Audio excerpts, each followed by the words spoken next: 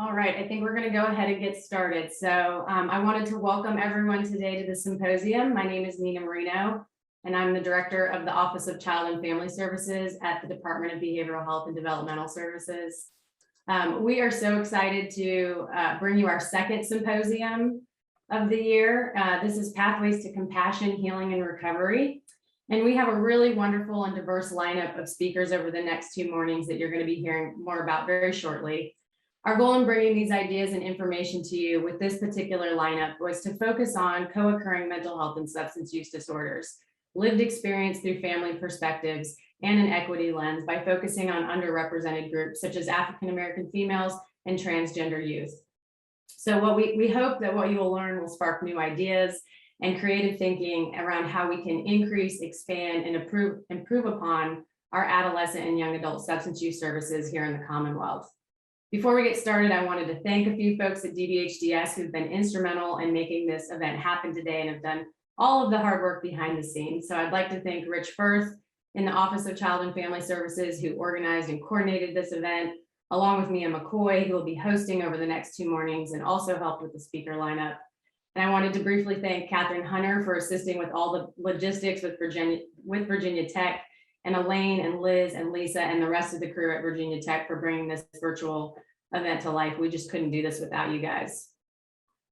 So the Office of Child and Family Services at DBHDS has been working on some really big projects, and we anticipate that this will bring a renewed and urgent focus on adolescent substance use through the use of one-time COVID relief funds. And after speaking with folks over several months, what has become very clear is that we need to focus on integrating substance use screening, assessment, family engagement, and treatment into our existing mental health model. And because substance use and mental health diagnoses are so strongly correlated, an integrated response is critical. And we know that with our current workforce challenges, it's increasingly hard to have dedicated substance use specialists. And we also know that our young people are often presenting in our agencies for needs that are identified through a mental health lens, such as depression, anxiety, school issues, or juvenile justice involvement. So our approach will be to enhance the skills and competencies of the existing workforce with more tools to meet youth where they are and how they're currently coming to attention for services. So to that end, we have some additional initiatives that I wanted to share from our office. So we can move to the next slide, please. So yeah, I wanted to briefly just kind of bring your attention to a few things we're going to be working on over the next several years. The first being comprehensive needs assessment and technical consultation. We really want to get a good understanding of what's happening across the state with substance use services and the various levels of care, what is available, what is not, so that we can better inform our policy and funding priorities in our office. We were also very lucky to be awarded a SAMHSA grant, a 5-year SAMHSA grant, that is screening, brief intervention, and referral to treatment, often called SBIRT, and this is specific to adolescents.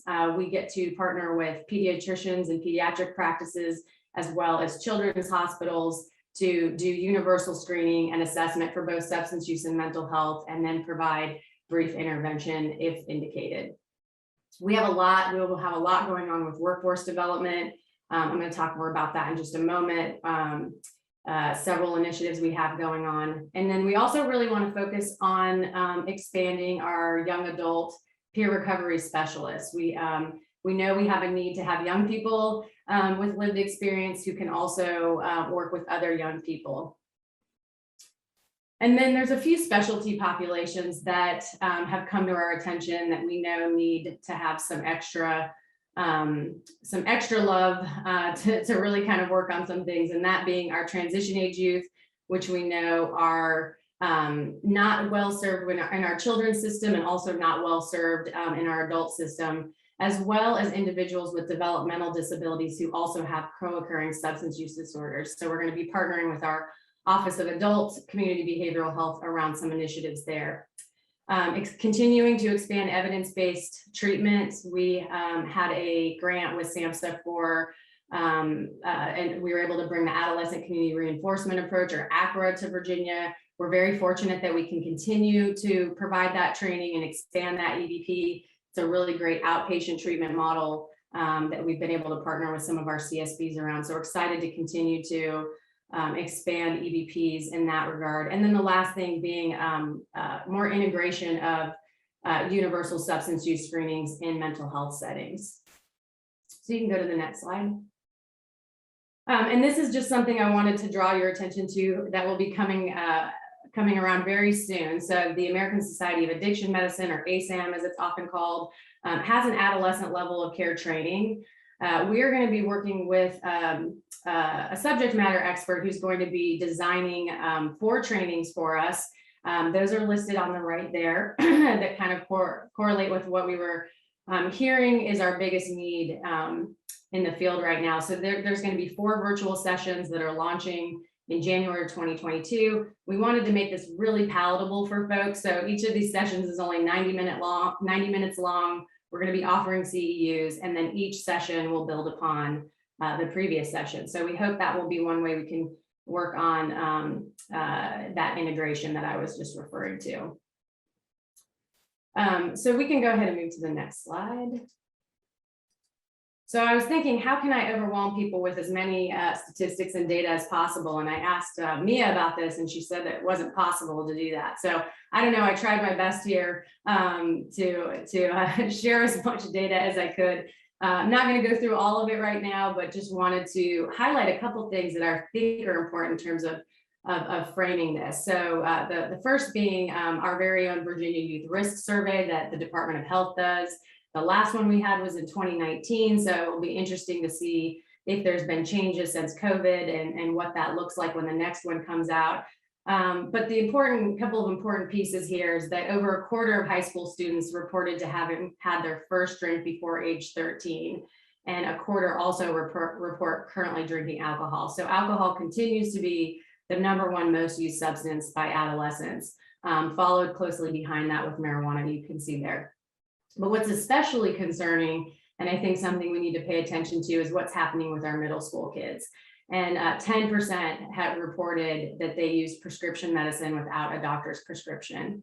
And we also see about 40% of middle school students having had some substance use behavior, which is just a pretty high amount for such a very young age. And then Mental Health America published their 2021 report. 53% of youth that have had a major depressive diagnosis did not receive any mental health treatment in Virginia. So over half of all kids who have that diagnosis got no treatment whatsoever. And unfortunately, from a national perspective, suicide continues to be the second leading cause of death of young people ages 10 to 24. Our office partnered with the Virginia chapter of the American Academy of Pediatrics. We did a survey in 2020 and then a follow-up survey in 2021, specifically with our pediatricians and family practice doctors that work with kids, nurse practitioners. And we asked them what they were seeing in their offices related to COVID-19 and behavioral health symptoms. And almost 90% of the providers who responded to our survey said they were seeing more patients presenting with behavioral health symptoms since the onset of COVID. The most common being anxiety, followed by depression. And then about a quarter said they had seen increase in substance use behavior that was not previously noted before the pandemic. And then the last one here is from Mental Health America. This was young people ages 11 to 17 that were surveyed and asked what they felt were the main things contributing to their mental health problems. And a staggering number, 78% reported loneliness or isolation. And the other big one here that I think we can all relate to, but something to think about with our young people, is the impact of current events, news, and politics on mental health. And if you're like me, you can probably personally relate to that one as well. So taken together, we know these are very big risk factors for youth, many who are struggling. And these findings suggest that our young people are experiencing collective trauma in some ways. Very recently in October, the American Academy of Pediatrics, the American Academy of Child and Adolescent Psychiatry, and the National Children's Hospital Association declared a national state of emergency for children's mental health due to COVID-19, racial injustice, and events prior to the pandemic. So all of this should be bringing a sense of urgency to us on why we need to focus on children's mental health. I don't think it needs much further data or explanation to make that point. This is a concern that I think many of us are well aware of. We can go to the next slide. And so the last thing I just wanted to talk about is kind of how to frame this in a developmental context, because adolescents are not young adults. And there's very unique needs to this population. So when we think of adolescence, it's often understood as a time of challenge and defiance and risk for young people. It's also viewed, could be viewed more accurately as a time of rich opportunity for youth to learn and grow and develop a sense of their own identity. And in fact, other than infancy and early childhood, there's no other developmental period that has as much significance in human development as adolescence does. And so when we talk about adolescence, what we're really talking about is the onset of puberty, and it ends around age 25. So what brain science has shown us is that the prefrontal cortex is continuing to adapt and grow well into our mid-20s. And that's the part of the brain that's responsible for executive functions, delayed gratification, decision-making, risk and reward appraisal. And so we know that's still developing, which is also why we can struggle with how adolescents make decisions or how they handle certain situations, because that part of the brain is still actually growing and developing. So these stages are defined by very big biological changes like the onset of puberty, as well as very big social transitions. And with the onset of puberty, there are changes in the limbic system that heighten the adolescent's sensitivity to rewards, willingness to take risks, and awareness of their social status and identity. So this makes this developmental period a time of great adaptability and growth, but it's also an especially vulnerable time for substance use problems to develop, especially as it is often seen as a socially acceptable way to manage feelings around anxiety or depression. And this quote that I have in here is: the rule of thumb is that almost half of kids with mental health challenges, if not treated, will end up having a substance use disorder. We know there's a really big correlation between age of first use and the lifelong trajectory of a substance use disorder. So adolescence and pre-adolescence is really where we need to be focusing our time and our energy. And so policy recommendations that we have in our office and at DBHDS, of course, focusing on promotion and prevention strategies. Our Office of Behavioral Health Wellness right now is in the process of hiring a new cannabis underage youth prevention coordinator with the recent legalization of marijuana. So their prevention efforts will be targeted on young people.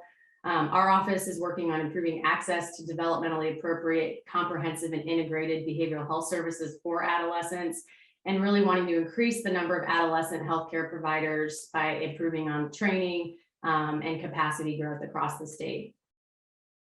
So to close, I just wanted to say I'm really thrilled with this program we've put together. It represents a diversity of ideas and topics. I hope you enjoyed the symposium and that together we can begin to think about how we can increase access to high quality treatment and recovery-oriented services, and doing this in a way that is non-stigmatizing in a strengths-based framework. And the last thing I'll just say is that substance use disorders are preventable and they are treatable. And so now I'm going to turn it back over to Mia, and she's going to talk a little bit more about the agenda and a few housekeeping items.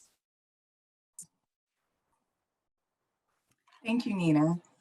Good morning, everyone. I am Mia McCoy with the Office of Child and Family Services.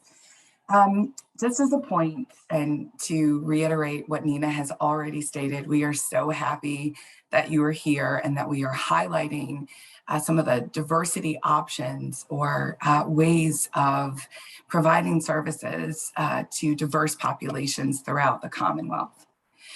Please put your questions for the speakers in the Q&A section. Feel free to use the chat function to respond and interact with the speaker and other participants, as you are already doing. There will be a brief evaluation at the end of today's session. Please take the time to give us feedback on the speakers. This is extremely important. If you are expecting to receive CEUs for the symposium, you are required to complete an evaluation. So now let's get started with our first speaker. Ann Moss Rogers is an emotionally naked speaker, Tedx storyteller, certified suicide prevention trainer, NAMI Virginia board member, and the award-winning author of Diary of a Broken Mind. After her 20-year-old son, Charles, died by suicide on June 5th, 2015, Ann Moss chronicled her family's tragedy in a newspaper article that went viral, and her blog, Emotionally Naked has reached millions. She has been featured in the New York Times and was the first non-clinician invited to speak at the National Institute of Mental Health. Her second book, Emotionally Naked, A Teacher's Guide to Preventing Suicide and Recognizing Students at Risk, with co-writer Kim O'Brien Ph.D. LCSW, is available through Josie Bass, a Wiley publishing brand. A UNC Chapel Hill alumna, Ann Moss currently lives in Richmond, Virginia with her husband. Her surviving son, Richard, is a filmmaker in LA. Now to you, Ann. Thank you. Hello, everyone. Thank you for tuning in today. I really appreciate it. And we're going to go ahead and get started. So I wanted to put the trigger warning out there. This is going to be emotional content for obvious reasons. And suicide can be in the room in some very personal ways. And I always want to put out the resources when we are covering this topic. So this is a picture of my son, Charles. He was the funniest, most popular kid in school. Yet the funniest, most popular kid in school suffered from depression, became addicted to heroin, and killed himself 6 years ago. Now, this picture is one of, and it represents a proud mama moment because he's a sophomore on homecoming court and he's making his favorite teacher, Miss Fretwell, laugh.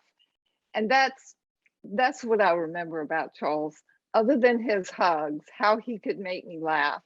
And he would make me laugh so hard, I would have to grip the sides of a chair so that to keep myself from falling over. But it wasn't long after this picture was taken that Charles's drug and alcohol use started to escalate. And I didn't know why.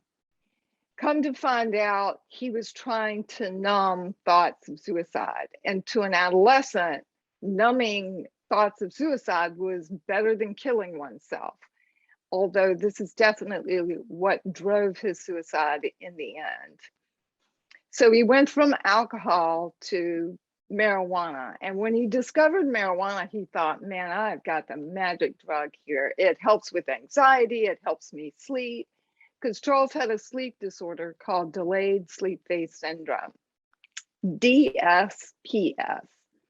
So also I have pictured here, Charles never went to dabs, but what you see there is the high potency THC. And the reason I bring that up is that kids are actually graduating from the pot that they smoke to the high THC concentrates like dabs, and they are driving a lot of youth suicides. And I don't know if I can say this without crying, but a friend of mine lost her son on Friday and he was a daily dab user and he didn't do any other drugs. I managed to say that without weeping. So his drug use starts to escalate. He moves to pot and he starts taking a lot of risks. And I didn't recognize risk taking as one of the signs of depression. But I also went to a lot of mental health professionals. And what I found is that there was silo between mental health and substance use disorder. And he didn't have SUD at that time. It was substance misuse. But over and over, we were shamed and I was shamed, he was shamed, which jaded him against the system. He thought, these people are going to help me. And what happened was that it's like, obviously they're not, I will stick with my own remedy. And he continued to numb his pain using drugs and alcohol. So we noticed the risk taking and we used all the local resources that we had. And we visited our counselor. My husband and I saw a counselor together to kind of figure out where do we go next in this scenario. And his advice was to kidnap our son out of his bed and take him to a wilderness program. And you don't do that because you caught your kid with a beer and a joint. You do that because you think your child's life is truly at risk. Now, it was in Wilderness that we finally got a psychological evaluation. For whatever reason, when I would ask for a diagnosis locally, people would say, oh, he doesn't have depression, yet they would diagnose that they would give him medication. And it was just really odd that no one would ever like do that evaluation. So they do the evaluation and we finally get a diagnosis that he suffers from depression.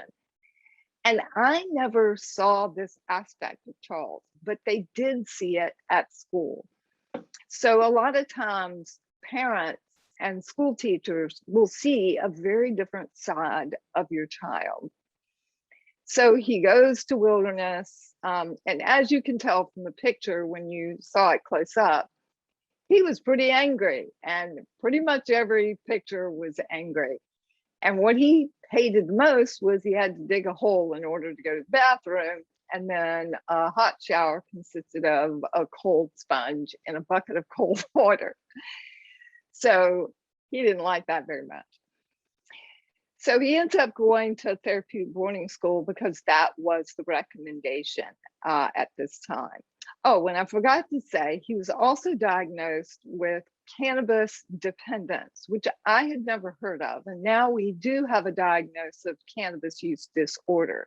He was not diagnosed at that time of having CUD, but he was using it basically to manage all of his mental health issues and to continue to numb his thoughts of suicide, but not in the Wilderness because it's not available out there, which was the reason he was sent there in the first place. So he goes to a therapeutic boarding school, which is therapy and school wrapped into one. It's often in the middle of nowhere. And no, we didn't have a boarding school budget, but our home equity loan did. He ends up coming home in 2014, having spent some 22 months outside our home in some kind of placement. He did graduate from high school, which we were pretty thrilled about. And excuse me,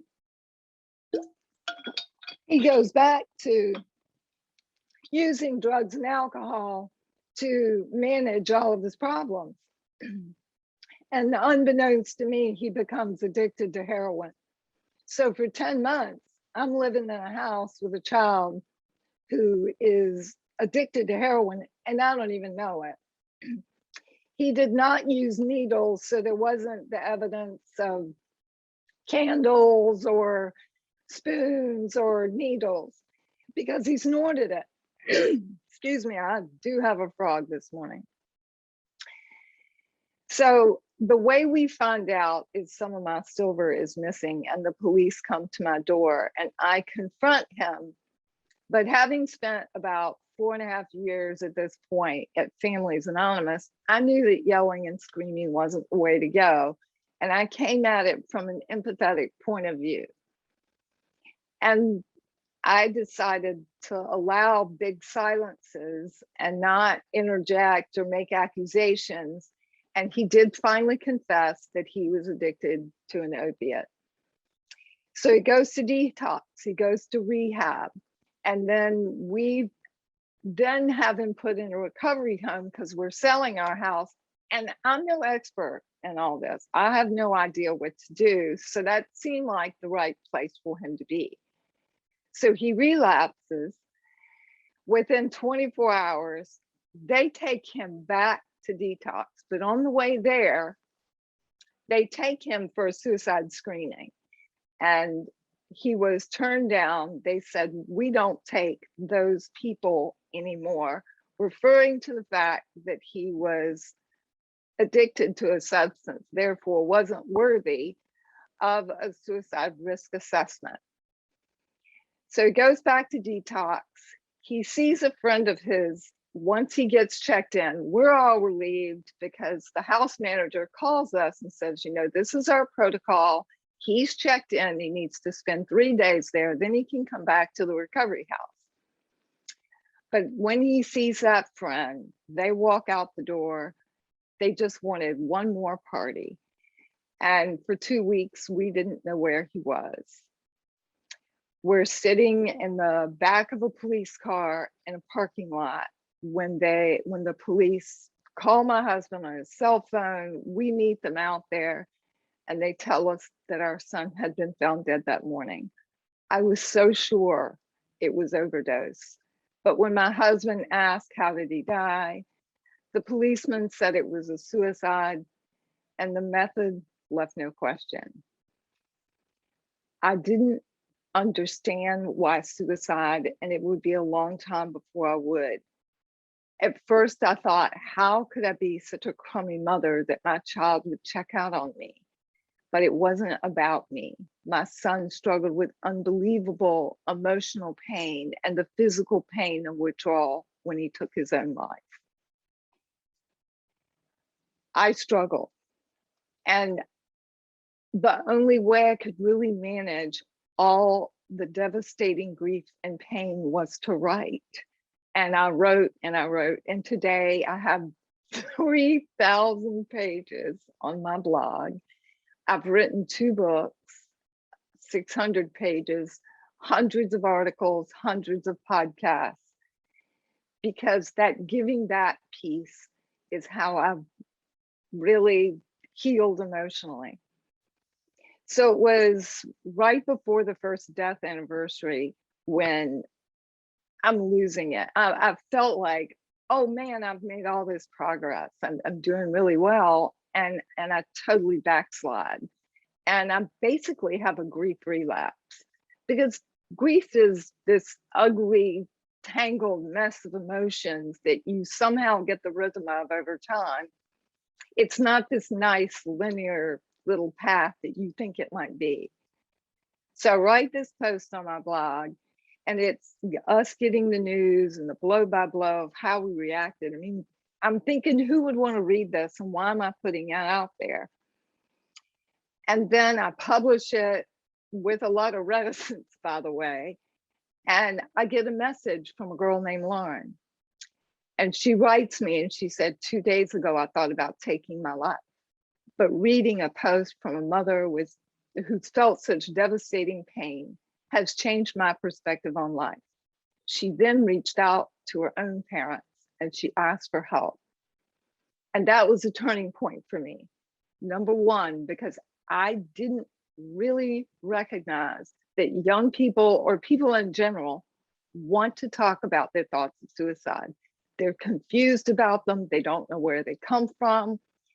And they have this notion that they're not supposed to tell, that they're buck up and be strong. The second thing was that I didn't really save Lauren's life, but I helped Lauren save her own life, because that article merely validated what she was already wanting to do, and that was to tell someone. And that article just allowed her the opening in which to do so. And by the way, this young lady is thriving. She is graduated from college. She's bought her first car. And it's just wonderful to feel like I have some small part of that narrative. So we're going to take a closer look at suicide as it relates to young adolescents and young adults. So oftentimes we're kind of trained to look for the sad individual. And lots of times, this is what we see. This is what I saw. So it wasn't obvious that my son struggled with thoughts of suicide. Another thing that we often see is anger and irritation, because that is also an expression of depression. And we will look at those kids and suspend them when what they really need is love and support and empathy. So what is the difference between youth that sort of is average adolescent behavior and what might be a warning sign? So we all know that youth withdraw from family to spend more time with friends. The peers become or seem to become more important.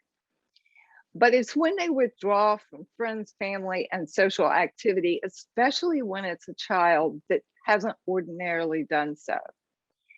Wanting more privacy natural, but becoming secretive and seems to be hiding something. And this is one of the things that Charles did. So he'd be in the hallway on the computer and he would hide things, or he wouldn't share his passwords, which was a rule of ours.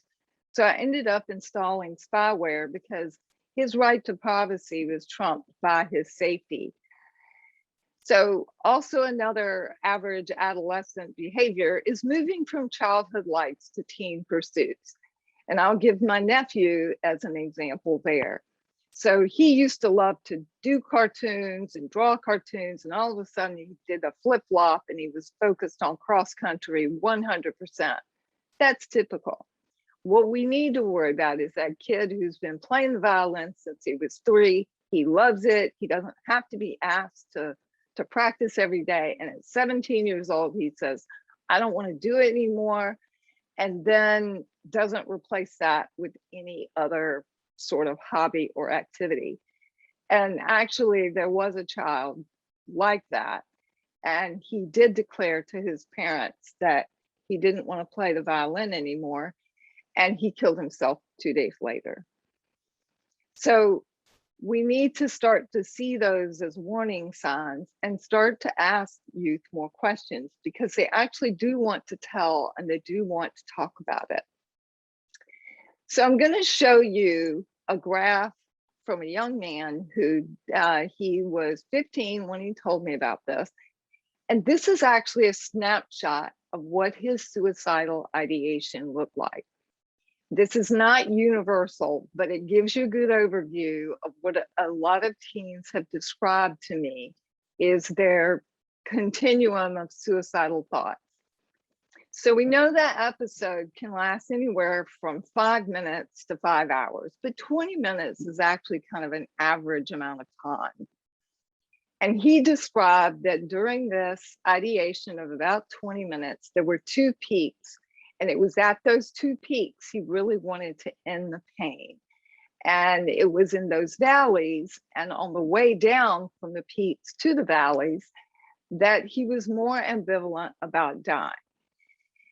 And we do know that intense feelings of dying or anything else, whether it's excitement, winning the lottery, those emotions, the real intense part lasts about 60 to 90 seconds. And those peaks you see can be about that long.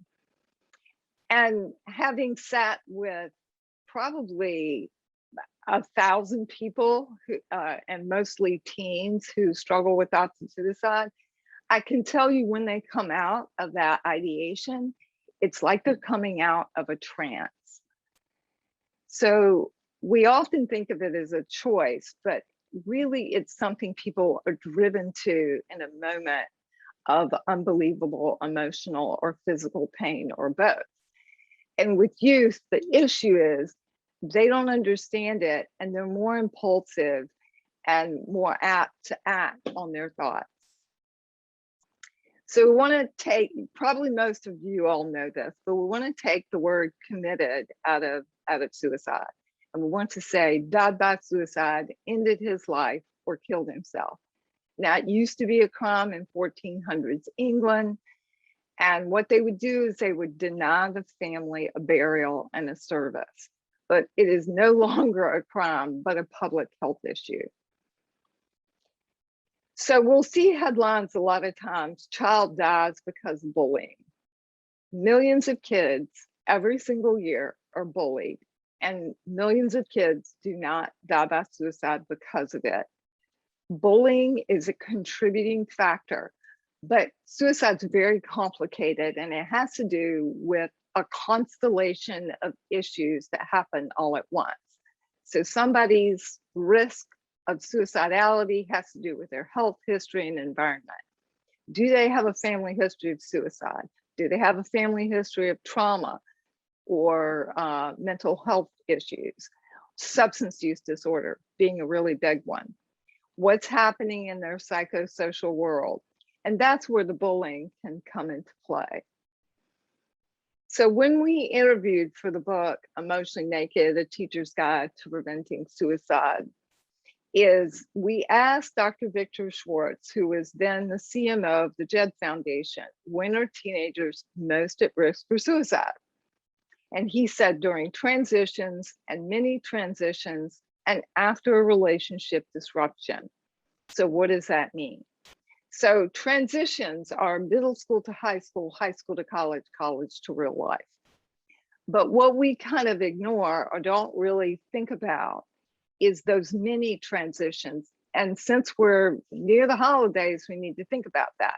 So that is the transition from regular school home to the holidays, and from the holidays back to school. And that's just not holidays, but it's spring break and then summer back to school as well. So those many transitions are periods of vulnerability for youth. And I think one of the ways we need to handle that is to prepare youth and just say, you know, those are time for distress for young people because your brains are still developing.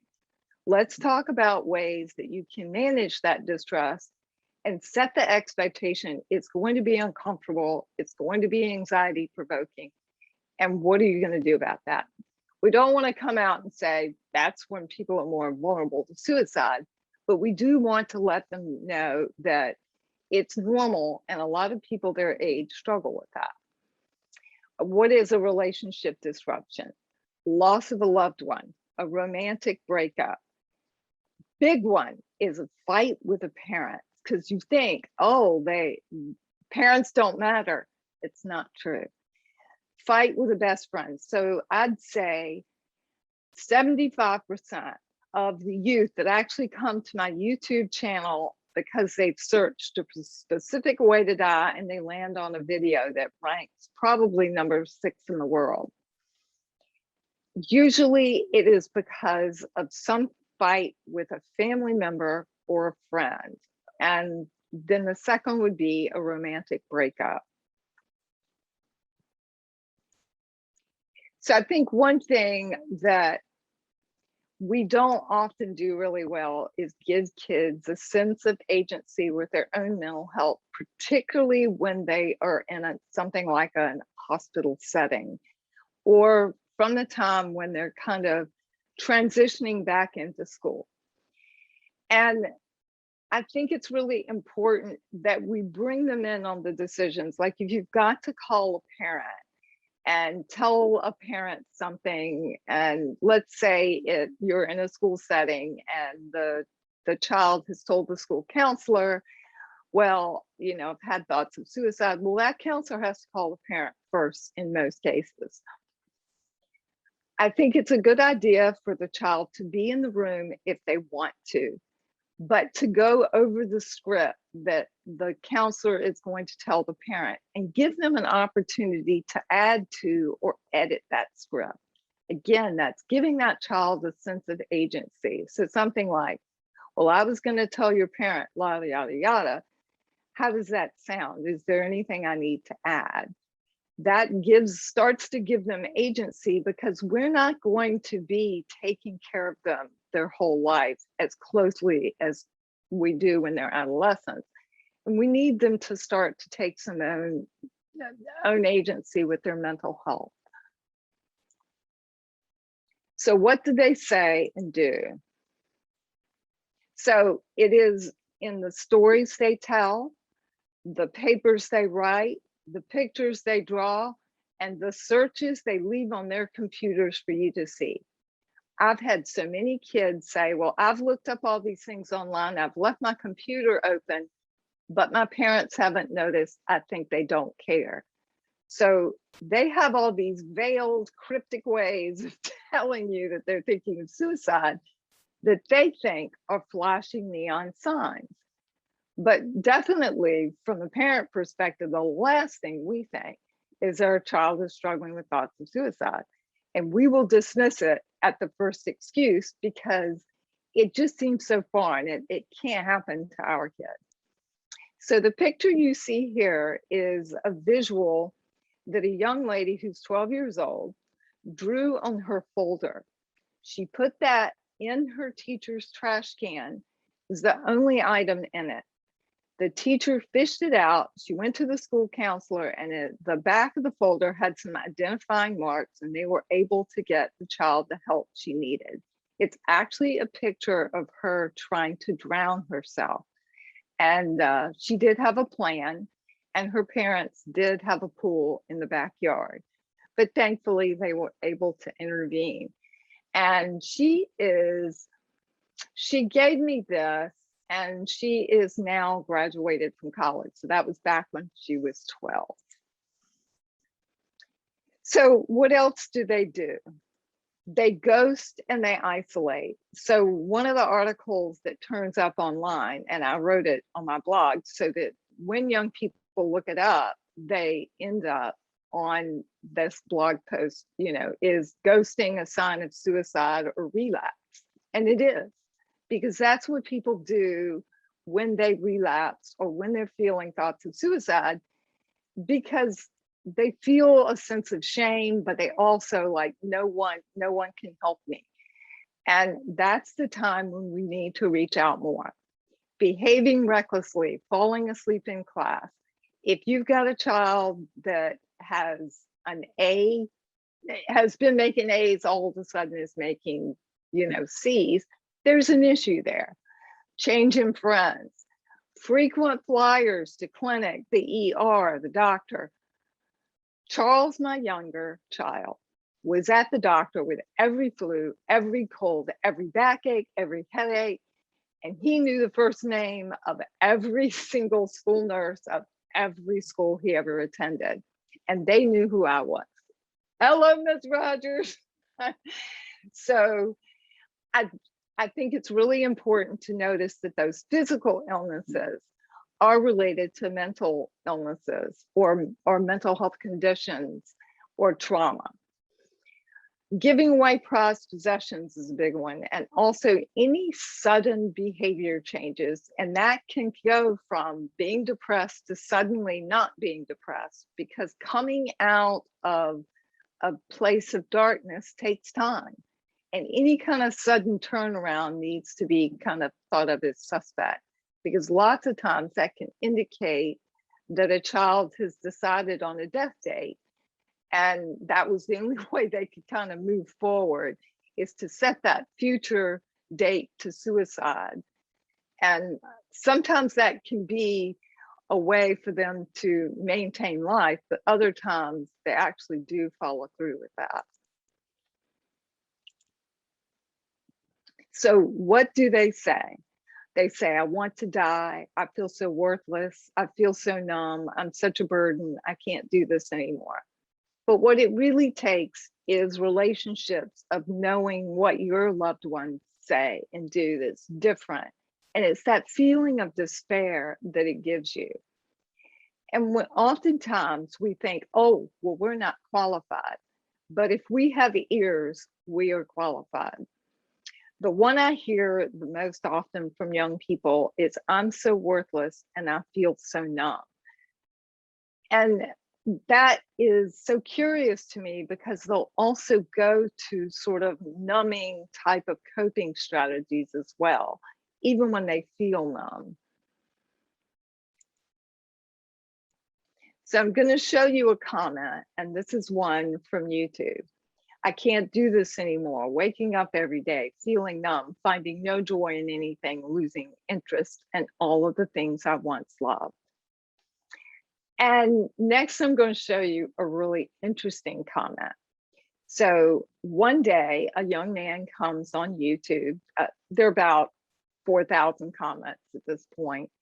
And he says that he is thinking of suicide because he's been in love with this girl for 3 years. He finally declared his undying love, and she friend zoned him, and he was just devastated.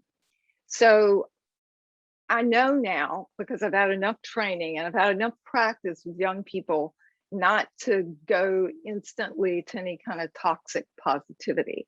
So I just started asking him some questions. And then he started talking about his scouting buddies, and I asked him about that. And we just had a back and forth chat for a couple of days, and he'd comment 2 or 3 times a day and I would answer. And what it goes to show you is if you listen to young people, lots of times they'll come up with their own reason to live. And this is what he came back and wrote. A big reason why I want to stay alive is because even though I have a low chance of dating her, if I kill myself, I know that makes a 0% chance. I thought that was hilarious. And it is one of the best examples of cognitive reframing. He came up with his own reason for living. And that's what listening and asking questions can do. And we just really need to be patient. And the most important thing with young people is to allow them to feel heard, because they feel like everyone else is in control. I have no control. And it, again, gives them that sense of agency, which is so important to adolescents. So how do you respond? Now, a lot of you may know some of these steps, but I'm going to go over them anyway. So I've kind of put it in 4 different steps. Engage in private conversation, listen with empathy without fixing or being toxic positive. You have so much to live for. Ask the question and connect that student with help. Because what we want to do is we want to show we're listening. We want to meet them where they are. And where they are is in pain. And by showing some fun, some future scenario that's all sunny and you skipping through a meadow, holding a basket of muffins, isn't where they are in their minds. So it's important to connect with that pain and have that empathy, especially right at the beginning. So engage in private conversation. Tell me more about how you feel. How long have you felt this way? That must be awful. Tell me more. Listen with empathy without fixing, without, giving them solutions, getting all positive, or saying, what about your family? Or you're so wonderful. They're not there right now. Reinforce help seeking. I'm grateful you shared this with me. That took a lot of courage. We need to get them to a place where they recognize that they've basically been very vulnerable with us, which is really hard for a teenager to do. It's really hard for anyone to do, but especially adolescents. And we want everyone to know that it is a sign of courage to ask for help and not a sign of weakness. And we need to say, I'm honored you told me, because they're showing trust that you will handle this information with discretion. That sounds really serious. I'm concerned about you. And if you haven't already asked the question, or it's not already obvious, you have to ask the question, are you thinking of suicide? What's interesting is that we're often still worried about using the word suicide. Definitely parents are. And it took me a long time before I was really comfortable using the word suicide. Another way you can ask is, are you thinking of killing yourself? Now, with young kids around 8 years old, they don't know what suicide is, and they don't really have a concept of that. The conversation would be more around death and dying and how they feel. And this question wouldn't necessarily be appropriate for an 8-year-old. Then you want to show some partnership. I am unsure of the next steps, but we'll figure this out together, okay? Now, this is for your lay people that maybe wouldn't have any idea what to do next.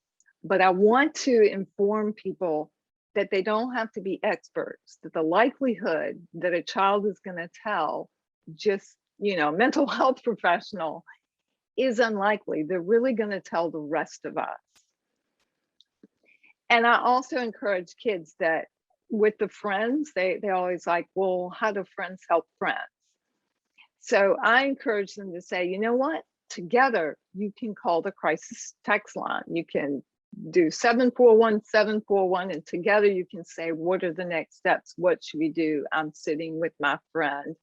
It's okay not to know what to do, but you just want that person to feel supported. And if you're there trying to help them find a legitimate solution, then that's a good thing. I also tell young people, you can't keep that a secret. If you have a friend who is struggling with thoughts of suicide, you have to tell a trusted adult. So if this is a teacher situation, the next step is to connect that student with help. And we don't want to just send them down to the counselor office trotting down there by themselves. We want to make sure there is a person with them at all times. So if we have to leave the room, maybe another teacher could cover, or the school counselor could come and sit in there, or you could call together. Now, when I was interviewing for the book, I also interviewed, and she's now Dr. Chuck Goldman, and she is, her specialty is intervention. And she said that, you know, I've really learned to ask every student that comes into her office if they're thinking of suicide. She says, if they're talking about it, so should we. And she told me another interesting story. She said at the beginning of the school year, she was walking in the front door and there was a little teeny tiny sticker on the back of somebody's backpack, and it said, feeling suicidal, ? Go talk to Jeff. And she said, wow, these kids are really talking to each other. And that's always a good thing for kids to support each other in that way. What do parents say? So a lot of kids will say, well, you know, I told my dad and he said just to pray on it. Or I told my mom and she said I was just trying to get attention. We have to really be careful in how we respond to youth who are giving this confession. And that's why I had that slide earlier of, I'm so honored you shared this with me, because this is what they're most afraid of. And it's actually what they get more than 50% of the time, is that sense of denial. And it can be really difficult to bring that parent on board. And when I talk to teachers or school counselors about having that conversation with parents, I think you have to think and step in their shoes. So if the parent isn't the problem, which sometimes they are, they feel like they're parenting or they feel challenged, like something they've done wrong has caused this. So knowing that, you can come in with a better strategy of saying, you know, Susie told me she was thinking of suicide, and that's so brave, and that really reflects what a great parent you are to have taught her to ask for help when she needs it. So a lot of people ask me which kids are most at risk. Well, I could do 2 presentations on that, but we're just going to focus on 3 today. That is kids who are using substances, because they are 5 to 7 times more likely to die by suicide. Kids with eating disorders, because they have the highest suicide rate and the highest mortality rate. And then LGBTQ youth also are at highest risk. But I also wanted to point out a really positive statistic that for LGBTQ youth, one supportive adult lowers their suicide risk by 40%. Also, using their chosen pronouns, huge. That also lowers their risk by about half. I show this slide when I go speak in schools and colleges. And of all the slides I have in my deck, it is the one that is most commented on. And what's interesting, so I'm usually telling about my grief journey because I want them to understand how I coped with the most devastating loss of my life, and how I went from completely devastated to being able to stand in front of them and tell the story. And this concept of I can't heal if I don't feel is beyond them. They don't understand they have to feel their feelings, and that feelings are temporary and constantly changing. and that really intense feelings last 60 to 90 seconds. And they really listened to that one. And I just thought it was an important concept for you guys to know. So how do we prevent kids from getting to crisis? And I kind of boiled this down to 3 very specific focus topics. I could list 10, but we're just going to focus on 3 right now. Because what we're looking for is creating a culture of suicide prevention in a school, which, yeah, that does include mental health and suicide prevention education, but that's really just 10% of creating a school that has a culture of suicide prevention. First of all, in order to achieve, we have to put student wellness first. If we make that our mission and everything we do in a school has to do with that, then we are starting to create that culture that we need to create. 1, we need to build connection and belonging. The most important aspect for adolescents is having that connection and feeling a part of something bigger than themselves. Number 2, find ways to build those coping skills. And I don't mean just SEL or social emotional learning and having separate classes, but I'm talking about embedding that into the school curriculum and the classroom. And I'll have some examples on how some teachers have done that. And number 3, promote talking and seeking help as signs of strength.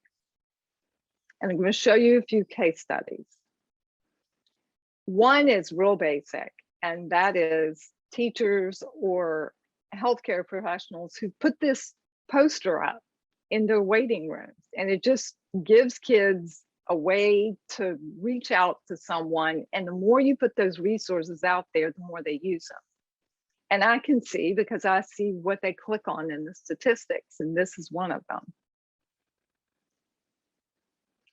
And then there was a teacher in Massachusetts, and she did a mental health check-in, and she started doing this before the pandemic. And what she had kids do is rate how they felt from 1 to 5. And it wasn't so much the number they gave at first, but the fact that someone was asking them how they felt. So 1 was the worst, 5 was the best. And she said after about 3 weeks doing that, the kids would expand if they rated themselves a 1 or a 2. So it was like, well, you know, I'm giving myself a 1 today because we found out last week that my mother has breast cancer. So then the other kids would show a lot of empathy and support, and it started to build that connectivity in the classroom. It also allowed the teacher to understand which students might be vulnerable. She said during the pandemic, it was like one of the most important things that she did. It took all of 5 minutes, but they were a lot more engaged in the curriculum once she did this activity. And they also turned on their cameras and they showed up on time. I do this exercise, and it's a coping strategies workshop. And it's called I Struggle With. And if they do it virtually, they do it on a Jamboard. If they do it in person, it's a big whiteboard, and they just go up and do a Post-it note of something they struggle with. Of all the exercise I do with youth, this one's the most rewarding because I see all their faces light up and they start to cry because they didn't realize all their friends were struggling with the same things that they were. And then they start to have conversation and connect with each other. And they see that bigger picture, and it kind of gets them out of their own head. And I keep every single Post-it note. I must have a whole basket full now, because on days I'm struggling, I go back and I look at all these to understand I'm not alone either. And then finally, there was a teacher in Kansas, and she's a Spanish teacher. And what she does is a Dear Abby assignment. And so she has them all do it in Spanish, and they have to write a letter to Dear Abby about a problem they have struggled with. And then they have to say what they've already tried. And then she gathers them up, she codes them, and she passes them back out. And she has the kids answer as Abby. And then she redistributes it back to the owner, but it gives them opportunity for critical thinking skills, for problem solving, and they start a discussion on it, and it all has to be in Spanish. And she says they are so motivated to learn their Spanish to get their idea across. So she's covering what she needs to do from a district point of view, which is they have to meet these goals for learning Spanish, but she's also meeting these other goals. And that's what I mean about embedding it into the curriculum. So I'm going to share a few resources with you. I think every school needs to have, after a suicide, a toolkit for schools.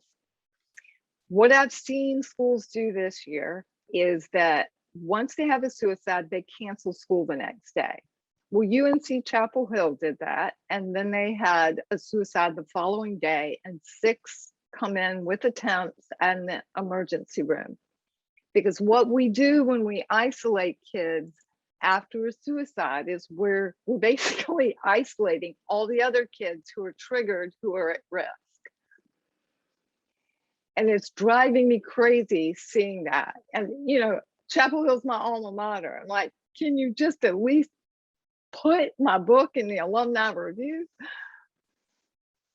And then the other one is Model School District Policy on Suicide Prevention, Model Language Commentary and Resources. And that is by the Trevor Project, AFSP, and the National Council Association. Both those are evidence-based guides. And they will give schools and other institutions kind of a framework in which to start. I'd say family support. You know that success is often defined by the family, right? And families need to get educated. And we all have to shift. If we had a diabetic child, we'd have to shift. So there's NAMI Family to Family, which is a class, and NAMI Family Support Group. And then I went to Families Anonymous for my son's substance misuse and substance use disorder. And there's training for suicide prevention. There's the big gold standard assist, but the quicker trainings are Safe Talk. I'm a Safe Talk trainer, which is half day. Living Work Start is online, and it's 90 minutes, and it's customizable. And then QPR training is another one.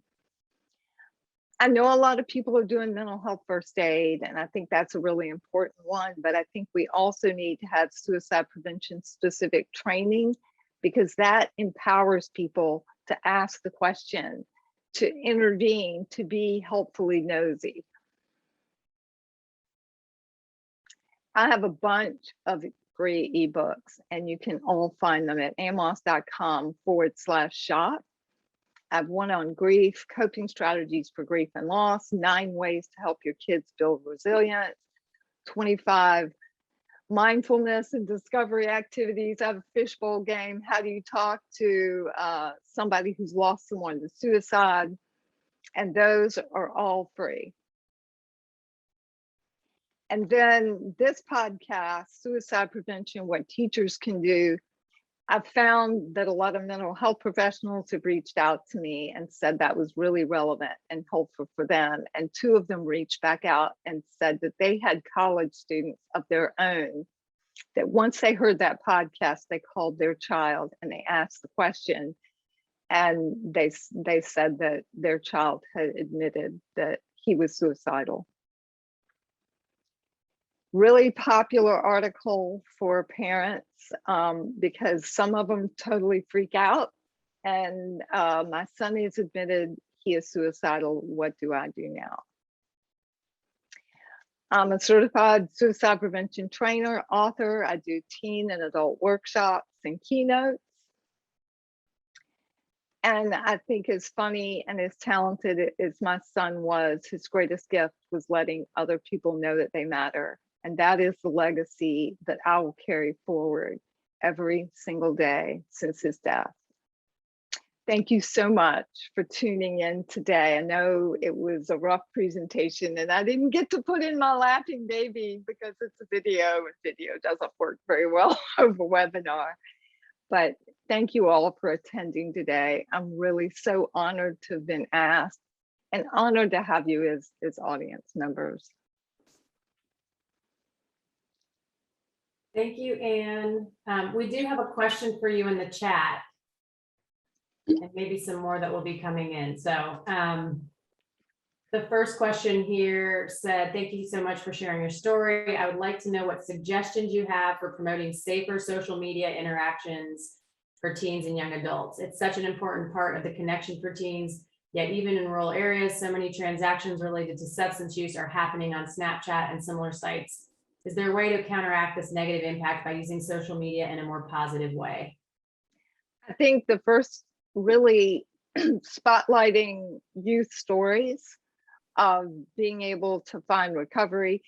And you can't always find adolescent, but you can find some young adults who are willing to share their story. So other young adults who are in, substance use disorder treatment. I think it's the storytelling and also promoting that help seeking and some positive messages as well. I think one thing about social media is we focus all on the negative aspects, and it does have a lot of negative aspects. We know that a lot of, drug selling is going on there. But also when we know about that, educating the parents that that's happening. But I think we also need to educate youth more on substance misuse and substance use disorder. And there's always this reticence about letting speakers come in and talk about it because they feel like they're going to get this reputation of being a drug school. So I hope that helps. I used to own a digital marketing company, so social media, search engine optimization, and content marketing are all, part of my expertise. So yes, the TED Talk, it is Can a Blog Save Lives? And it is 6 minutes, so it's a really short one, but it is about my work in basically writing the posts on my blog to get ranked on Google. So when people are looking for a way to die, they land on my page where I offer hope and resources instead of, a method of killing themselves. And recently, the most popular link on that page, other than the crisis line to Facebook, that's been really popular. The other one has been an interview on the Social Work podcast by Kevin Hines and 2 of his buddies, and they all suffer from chronic suicidality. And they talk about how they manage it and how they're there for each other. And every day I'm seeing like 2 or 3 clicks to that podcast, which indicates that I have a lot of males that are going to that page. Do I have any other questions? Yeah, one just came through, oops, in the chat. Hold on. And just an FYI, folks can try to put the questions in the Q&A because the chat rolls so quickly. We miss them there. But yeah, Kurt asked, sometimes helpers are not aware of shaming youth. Can you enlighten the audience about how this can happen? I think when we take that adult role, that's when it happens. So when I am talking to youth, I try to put myself in their shoes and recognize what their fears are. So their fears are they're going to be put, into a hospital and they're going to be given drugs and medications that make them a zombie. So I think really asking what their fears are and listening and reflecting back what those fears are so they feel like they've been heard. It is such an amazing difference when I say, so I hear you saying that you had a fight with your parent and that's making you feel like you're worthless. Do I have that right? And I'm basically taking what they've already told me. But the sense of relief that I see or that I feel in their responses is incredible.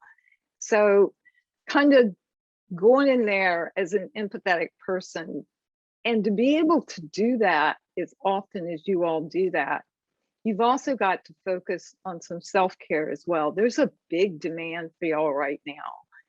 And I don't think people appreciate how much you put yourself out there and how difficult it is to be so empathetic in all these situations, especially with the demand being so high.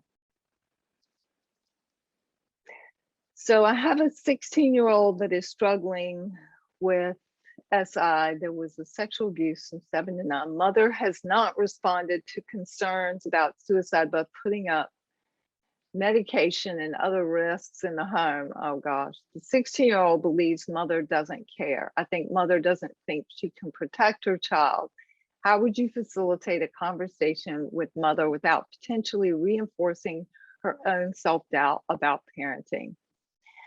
I think you start with any good qualities she has had, and also letting her know how common this is and how there are parents who are billionaires that are having this issue, and there are parents that are in subsidized housing having these issues. So it is not because of parenting issue. So maybe a little education up front. I really like parents to be able to go find some support for themselves. And that seems to be a step they're pretty resistant to taking. But a support group was the single most important thing I ever did for myself. Whenever there was an issue in my family, it wasn't, my friends were great, but it was my family's anonymous group that was really with me in that. They knew how that felt. And that support is absolutely critical. We need to know how common it is. I went to that support group thinking, oh, you know, I'm going to see all this type of people. I saw a lot of people like me from all walks of life. So there are probably some other ideas, but that's just off the top of my head.